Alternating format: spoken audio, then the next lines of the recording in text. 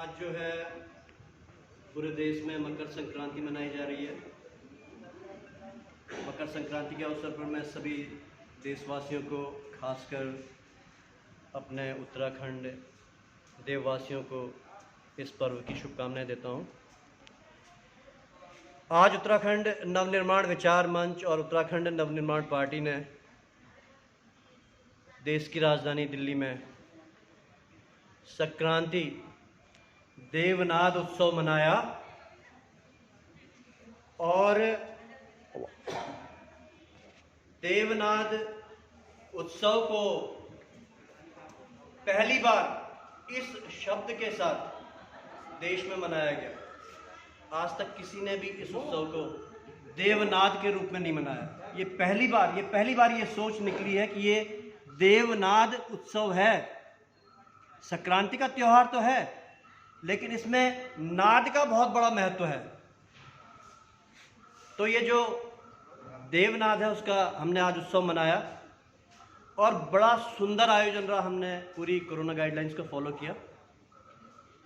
सबसे बड़ी बात तो यह है कि आज जो दिल्ली में हमें ये कार्यक्रम करना पड़ा, अभी हम लोग उत्तराखंड सदन में हैं और ये सदन दिल्ली के अंदर, ये सदन जो है ये उत्तराखंड के लोगों का एक तरह से उनका एक निवास है। ये प्रतिनिधित्व है, यहाँ पर प्रतिनिधि केंद्र है ये। लेकिन हैरानी की बात ये है कि ये उत्तराखंड निवास जब से राज्य बना है तब से ये माफियाओं का अड्डा है। होना तो ये चाहिए कि उत्तराखंड की प्रतिभाएं आए यहाँ पे और यहाँ पे रहें।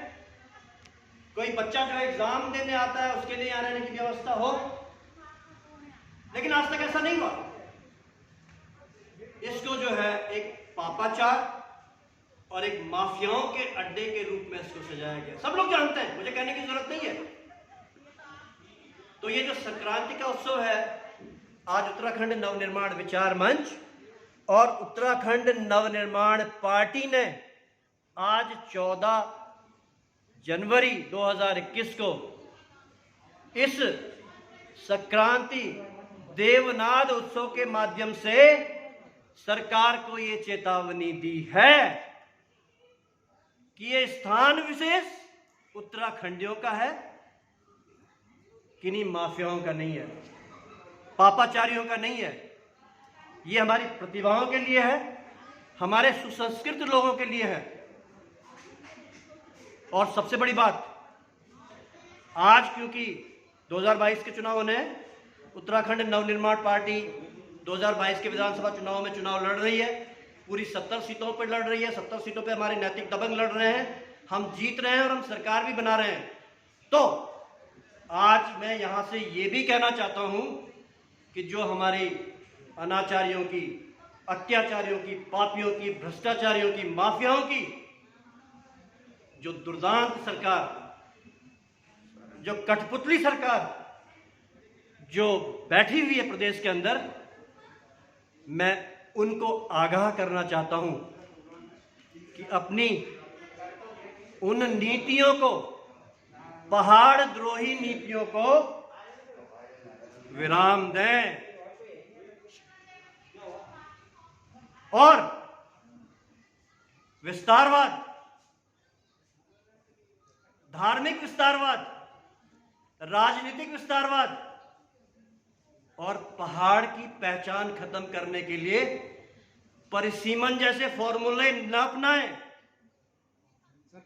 आज हमने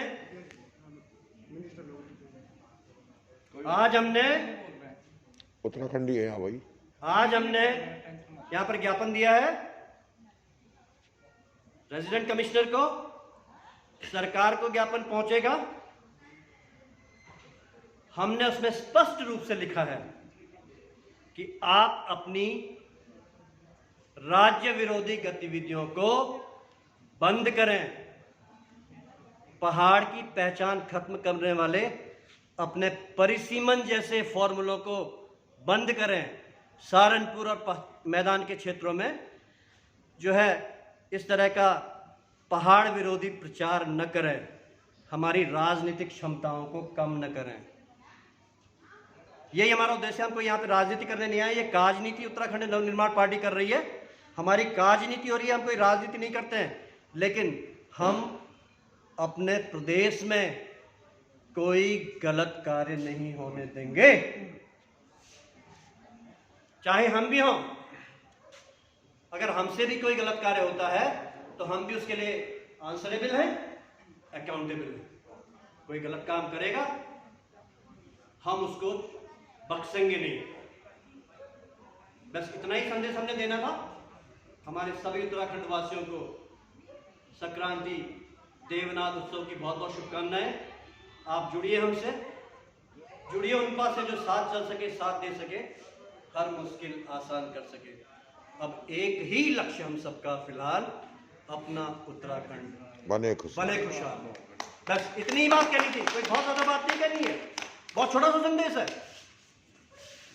लेकिन किसी की समझ में आए तो ठीक है, नहीं आएगा तो हमारे पास ठीक है।